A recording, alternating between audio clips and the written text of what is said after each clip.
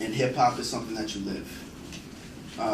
This is important because it has a lot of confusion with what hip hop is. I mean, people only see it as a musical style, but it's more of a style of dress, a perspective on life, on society, a way of living, and a way of self-expression.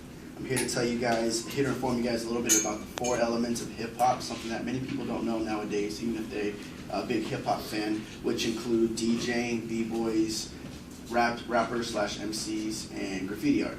So I'm going to tie it all together, give you guys a little bit of history and where it came from. Hip hop was born in New York, specifically in the Bronx. It all started with a DJ named DJ Kool Herc, which is in the picture behind me. He's known as the founding father of hip hop because he did something different than most DJs do. He took two records, 2 turntables with the same song on them, usually like a jazz record or classic rock with a nice break behind it, and he looped a specific part of the beat called the break.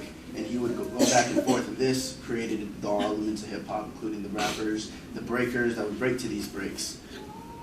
And another influential person is Grand Wizard Theodore, who is the one who created the scratch. You guys hear a lot of scratching on records or on old school records, and that's going to be the one that created it. He created it one day. He was playing music and really loud. His mom came in and he stopped the record with his hand, and then he stopped. Wait a minute, that's kind of tight.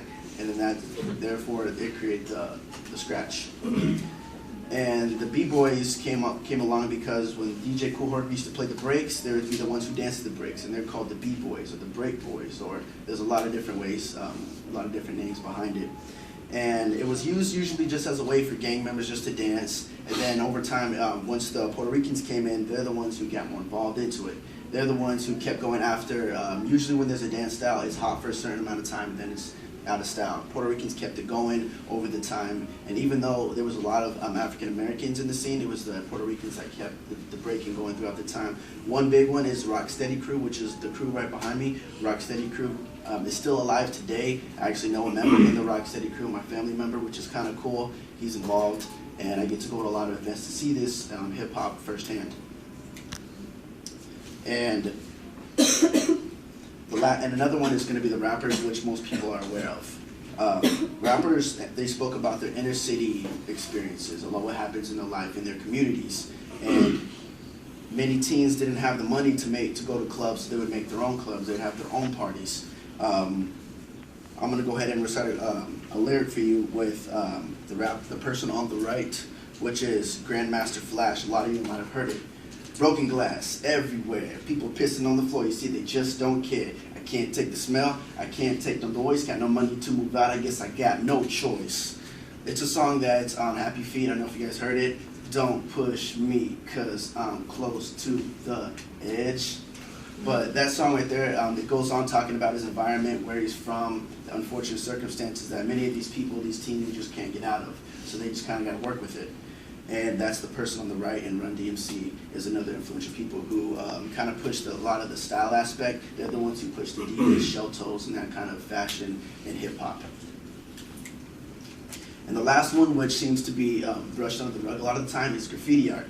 Graffiti art, it's vandalism, obviously, but it started off as a nuisance, and because of the kids in the Bronx, it pushed people to use their creativity, use magic markers and cans as a way of self-expression, way to mark their turfs, way to get attention, and it really pushed the art aspect of it. One influential person in graffiti art is going to be somebody named by the name of Lonnie Woods, also known as Phase 2. This is a guy who created the bubble letters, and he was the first one to be recognized on a citywide aspect because a lot of his art came up on subways. So, to take it all full circle, hip-hop started small. I talked to you guys about the 4 elements of hip-hop, including DJing, b-boying, MCing, and graffiti art. And reason to remember is because hip-hop is around us everywhere. I don't know if any of you guys gone, but just this past weekend we were able to witness hip-hop in its real original form. The festival at the Tempe Beach Park, My Fest, actually had a certain section where there was DJ battles going on, an original type of record spinning.